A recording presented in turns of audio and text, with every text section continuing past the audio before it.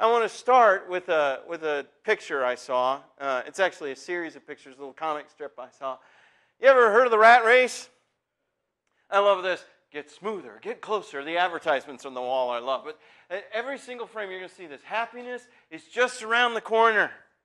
That corner is the work harder corner. And the next corner is the earn more money corner. And the next corner is the buy more things corner. And then the next corner is the keep going. You can do it. Happiness is just around the corner. It's a lie. It's an absolute lie. It just keeps going.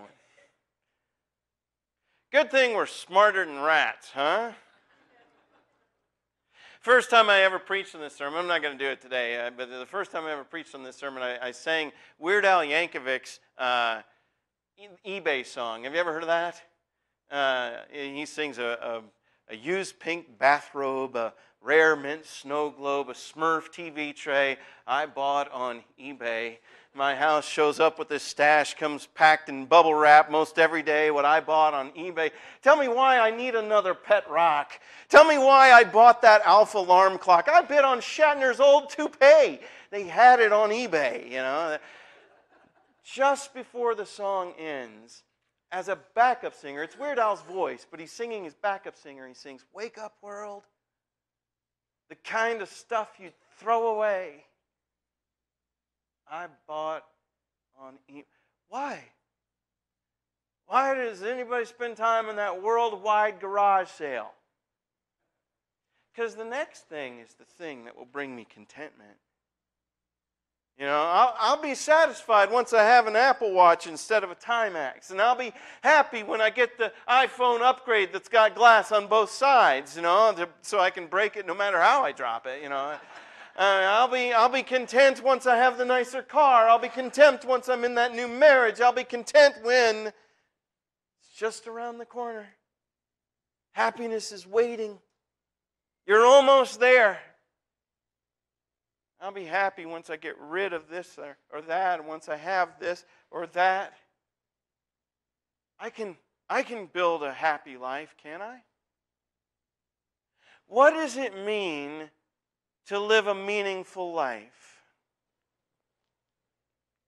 I tell you, for the most part, Americans have no clue how to answer that question. In fact, we don't ask it because it's so darn uncomfortable. The silence that comes into our hearts as Americans when we ask this question is, what is the answer? How do I find my way to that? Don't ask. But we have an answer. We have an answer that absolutely puts the soul into contentment and peace. And so we sing the songs around the campfire. If you're visiting with us, and I meant to welcome you, I'm so sorry. I know that some of you are from good distance away. We want you to know you're allowed to drive here every week if you want. Your car got you here, so you know it can happen. So you can come on back next. I'm kidding, but we hope anytime you're in this area, you'll come back through. If you're actually in the area and you live here, welcome. We hope you're blessed by your time here. We are working our way through the Psalms of Ascent. That's what these Psalms are about. And the Psalms of Ascent are about songs that you sang when, as a Jewish person, you would sing these songs 3 times a year. You would sing them as you made the trip to Jerusalem. 3 times a year, God called His people together to come worship Him in the city where He made His name to dwell. And you got to approach. You knew you were traveling into the heart of God, into the presence of God. And these psalms were made to make the pilgrim's heart make the journey, not just their body. To make us journey. And as you journey into God's heart, you journey into your own as well. Because He wants to encounter you in who you are. And these psalms are designed to do that. We're about the halfway point. And at the halfway point, He starts to confront us with, what is your priority in life? So we gather with Him around the campfire and we sing this song that's asking us, what am I building on? What am I trying to make of myself? What's really exciting? What is it that I really settle myself into? And I want to point this out to you. In fact, I hope that I say that, I intend to say this several times. I've only got one slide, but I hope I say this a couple of times, at least during the sermon. You can let me know if I forgot. But building a life for oneself, that's a stressful enterprise. Receiving a good life from God is not. Building a good life for oneself is stressful. But receiving a good life is not. Now, receiving a good life may be painful because it will usually call on us to turn loose of the things that we're trying to build. It will normally it'll confront us in the places where I've said, this is really meaningful to me, and God is saying, that is not meaningful at all. That will not last past today. But this is eternal. Focus here. The kind of heart you have, the kind of person you have, your ability to love, that goes on forever. That car, that watch, that pretty woman, whatever it is that captures your life and says, that's meaningful, that's what I want. All of those things will be stripped from you eventually. There is no car that doesn't end up in the junkyard. There is no person that does not end up in the graveyard. There is nothing you can build your life on that's eternal except the Lord God and what He calls you to. And if you will turn to God, you will receive from Him a life worth living. But it is only God who can give it to us. Only Him. And a life built on anything else is dust in the wind. Remember also that as we deal with these Psalms, we're not dealing with what's called dialectic teaching, where you sit down and you analyze and you take things apart. That's what I'm doing here. But I think it's worth remembering as we look at all of these Psalms, that what God gave to these people was something to settle into their hearts, not so much a lecture to push into their brains. So that as you do this, as you use the prayer guides, for instance, what you're trying to do is to retrain the heart and settle the heart in a way that goes really in some ways past the argument of the mind and settles the soul into God's presence where He can do His recreative work. He gives us these words that we might pray them. And praying them is totally different from teaching about them. Now, in some ways, preaching is not necessarily, because God could show up here and smack you. You know, right now, I hope your hearts are open in the same ways that our hearts open up during prayer. But the heart that settles into prayer receives these words from God, gives them back to God, and they retrain the heart, and that's important to realize. Because what's being done here isn't just an argument. It's a passionate call. Come to me and let me build who you are. So let's look at these words. The psalm ends. I want to start with the ending of the psalm. We'll come back to it, but I want to start with the end. He says, He shall not be put to shame when he speaks to his enemies in the gate. Now, to you and I, that may be interesting. That's a nice thing to have, but it's not that big a deal. Not the way it was to the Hebrew mind. If you lived in ancient Hebrew culture, the concept of being put to shame is to us something like the concept of being romantically rejected and unloved and unlovable. Okay? Unworthy of goodness.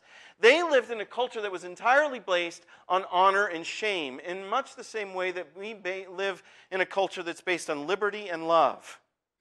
You know, freedom and the right to love. That's what our culture's built on. Theirs was built on honor. And if you did not have honor, you were nothing. If honor was taken from you, it was to have life utterly destroyed and to be completely ruined. You know, it would be so much better to go bankrupt, except for the shame aspect of that, than it would to lose shame and stay rich. Okay, so what he has just said, what that psalmist says towards the end, is this is where the good life is found. This is a psalm about what it means to have a good and meaningful life. So with that in mind, let's dive into that. So he says, unless the Lord builds the house, those who build it labor in vain. Now, I don't actually know the name of the people who built my house. There's some things about it that are a little strange. I sometimes wonder why, when they built, they didn't put a bathroom, for instance, on the bottom floor. My wife wonders that to me aloud a lot. But I don't actually know who it is that built my tangible house. I don't think it was God. And yet the house holds together pretty well. What is he talking about? Well, he's not talking about brick and mortar, right? He's not talking about wood and nails and stone. When he talks about a house, he's talking about a life.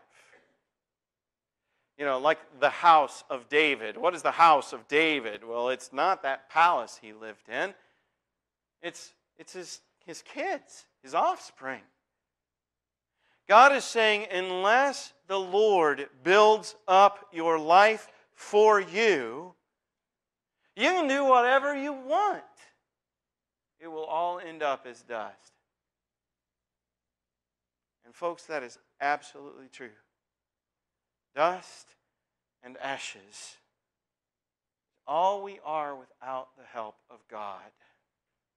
And even the things that we feel like are the most meaningful and the most significant, once you have it, you ever have that thing where you're like maybe when you were a kid, you're like, all I want is this, and if I can just get this, if it'll show up for Christmas underneath the tree, then finally my life will be complete. I just want that fire engine. And then you get the fire engine and you end up going, is this all?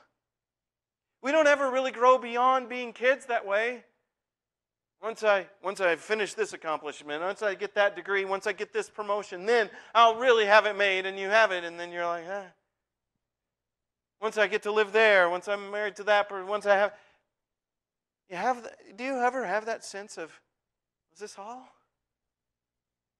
And yet, if you have God, that never happens. Period.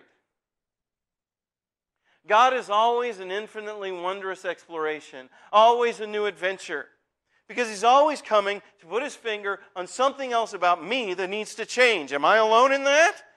He's always confronting, always guiding, always building, always blessing. But unless he does that, I won't live a life worth living. I won't be a man worth being. The Lord builds, or we build sandcastles below the tide line. Either the Lord builds the life or it isn't worth building. And once you have it, you may be done and go, why did I do this? Similarly, unless the Lord watches over the city, the watchman stays awake in vain. What's that about? Well, in an ancient city, you'd have walls around it, and the watchman's there to look out to see, is there an enemy army approaching? And if there is, they're supposed to rouse the people, get them ready, there's a fight coming. So maybe there's a watchman doing that. Here comes the army. If God's not watching over that city, it doesn't matter how many people he roused. They can resist all they want to. If the Lord's going to give that city into the enemy army's hands, it's going into the enemy army's hands. It's not the watchman or the army or the chariots or the ICBMs or whatever that keep you safe. It's the Lord God who does. And so this would be in the ancient world a reference to any point of insecurity, any point of danger. We live in a world filled with terrorism. Anybody ever afraid of terrorism? We live in a world of school and church shootings. You ever get concerned to come here? Look, unless the world watches over us, it doesn't matter how good our security staff is. It just doesn't matter. Which is not to say don't put sentries on your walls, because the Lord will use them. Every city had a sentry. They always did. But he's saying, unless the people are in the hands of God, they aren't safe no matter how strong their fortress seems. And if you know God, you know that his tactics are sometimes crazy, having people march around a city instead of besiege it. That's crazy. You showed them all of your strengths and weaknesses for a week. Why are you doing that? They're all analyzing it. And then the walls fell down, didn't they? God's often nuts, often crazy, often risky, but there's never a risk with God.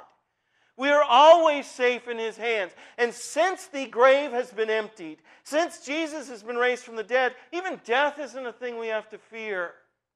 No matter what, we are safe and saved. We are always protected. In our worst of troubles, in our deepest grief, in our most profound sorrows, in our times of greatest anxiety, you can be safe in the hands of God. The things that threaten you can't undo you if you trust God.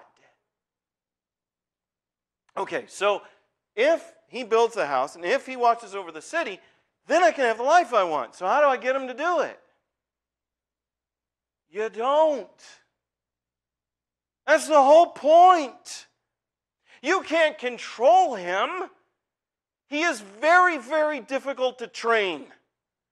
You know, people just don't domesticate God. He does not respond to snacks. It doesn't matter how good your prayers are. You can't make Him love you. It is spelled G-O-D, not D-O-G. So you don't treat Him like He's a dog and try Him to jump through your hoop. He won't do it. But here's the thing. He's good. You don't have to do it. You don't have to make Him build your life. He wants to.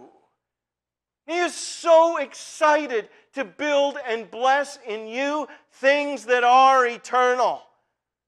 Things like love and kindness and mercy, things of His nature that go on long after this world is gone. He is always building this stuff into you. And so our job is mostly to accept and receive what He wants to give.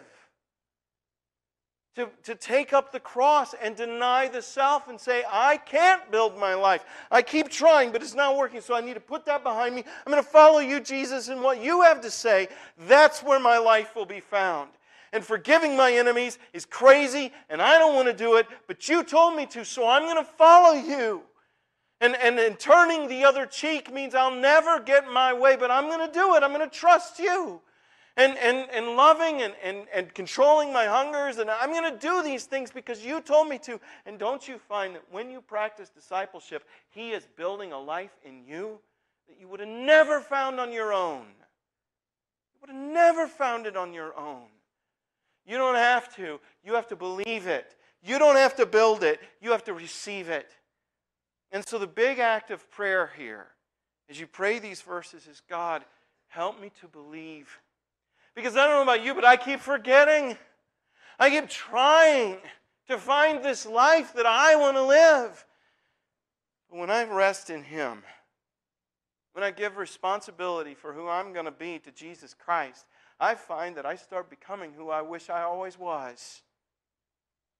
I just have to trust Him. That's our big job. And so it's unless the Lord, not unless you. Unless the Lord, but He will. So how do I know how I'm doing at this? It'd be nice if I had some direction from God to help me to pay attention to whether or not I've got that submissive heart or not, right? Wouldn't it be great? In vain do you rise up early and go to rest late, eating the bread of restless toil. That's kind of like your dashboard, right? Your alarm panels. And the anxiety that starts flaring up, that's a check engine light. Okay?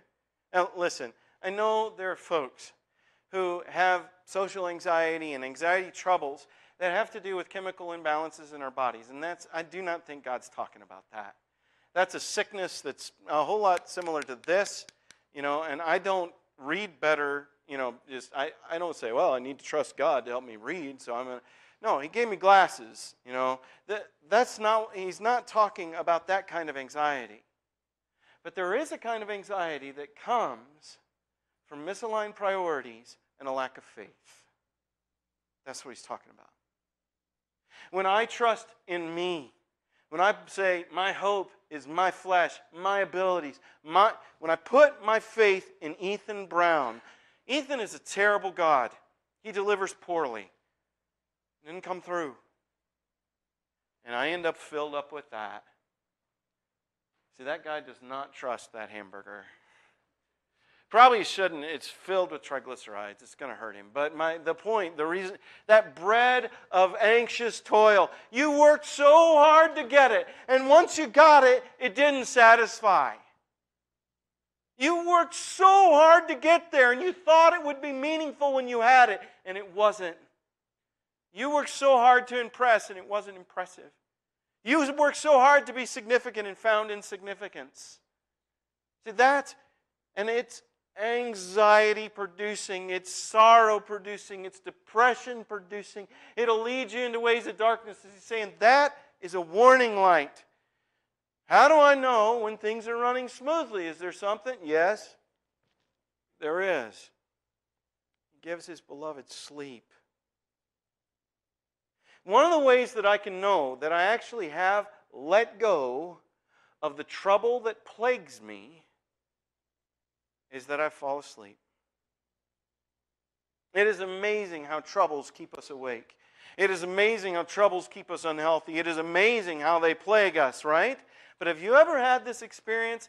If you've walked long with God, I suspect you have. Where a time of insomnia went away because God whispered to your heart. And you found peace that you couldn't understand, you couldn't explain, but you really were grateful that it came. Again, sometimes He leaves us in times of slavery so that we can say thanks for our deliverance. And if you're not experiencing rest, I'm not trying to blame that on you and say, oh, you awful Christian. That's not the point. The point is to remember that God wants good things for you, and His hands are full of them. And the more that we come to Him, the more to receive, not to control, not to get Him, hey, get about building my life for me. I want the good life that I'm expecting you to build. No, you come to Him going, God, I just want to be with you. He'll say, welcome, child. Sit down in my lap. I just want to sing a lullaby to you in this rocking chair until you fall asleep on my shoulder. That's the great power of God. And so the warning light goes off, and I go, oh no, I'm worried. That's a warning light that sends you to God. It's not necessarily a bad thing to see it. Living in this broken world's hard. It's probably a bad idea to keep driving once the ABS light has come on. And you probably want to do something about that before you kill somebody else because your brakes went out. You know, if this warning light comes on, get into prayer. Draw close to God because He's got a bag full of sleep waiting for you. God, help me to look into myself, is the prayer here. Am I being attentive? Am I noticing when my priorities are messy? Am I looking in? God, help me to. And then finally, the second half of the sermon is all kind of making one big point. It's all about childbearing, right? Behold, children are heritage from the Lord, the fruit of the womb a reward. That's womb, not loom, that's underwear. The fruit of the womb is a reward, and they're like arrows in your hand, and you're blessed life if you fill your quiver with them. What is all that about? Well, I think what he's saying is the priorities of God are about love. You want to find honor, dedicate yourself to the people that you love. Having a ton of people in your life to love, that's what life is really about. You know, it's funny, one of the first things I thought when I read this is, what about the childless person? You know, what about the person who doesn't have a kid? You know, we didn't always have kids in our marriage. We wanted them a lot earlier and we got them. What about the person who struggles with infertility? What about the person who never finds their way there? Are they not being rewarded by God? I would remind you of what Jesus said about the nature of His church. That God gives us mothers and fathers, children and grandchildren in the church. We are all God's family here. So in the church there are no childless adults. Period. But the point of the end of the psalm is that God is giving you people to love, and that's where you find the meaning of your life. God builds opportunities to love into everybody.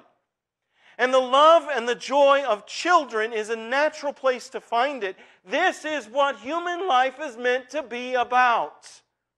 And I don't mean the squiring of children is what life is meant to be about. I mean love is what life is meant to be about. Children are such profound teachers. They don't even mean to be. And sometimes they do it, you know, they teach you the most profound things by saying something that is absolutely silly. But it can shock the adult mind going, wow, huh. Or it can fill you with laughter or with joy. And they teach you, again, what it means. I've learned so much about the nature of God from my kids. Because all I want for them is joy, happiness, and contentment. And then I remember that's because I'm a father, and I'm a mirror of another father, a much better father than me. When I see my kids struggle and they misbehave, they sin, my heart breaks. I understand the wrath of God because it's a wrath at that bad behavior, not at that bad person, because it's not a bad person, that's my kid. How dare you? That's my beloved child. And I recognize a father, a much better father than me. See, this is what life is about. Love and compassion and goodness. And having these people in my life to retrain my heart so that I can maybe be like that to everybody. To have a compassionate and defensive heart for everyone's dignity. To want the best life for everybody. That's what it really means to be alive. That's what it is to be without shame. And so the second half of the whole psalm is the call to the Father's heart. That's a life built by God.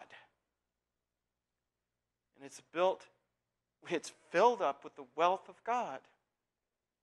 God is rich in steadfast love.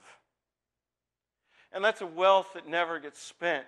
Because the more that you spend it, the more that you find it. It is self-generating and wonderful and delightful. And it comes from God. And as it pours out of you, it makes you richer and richer. And that is a life built by God.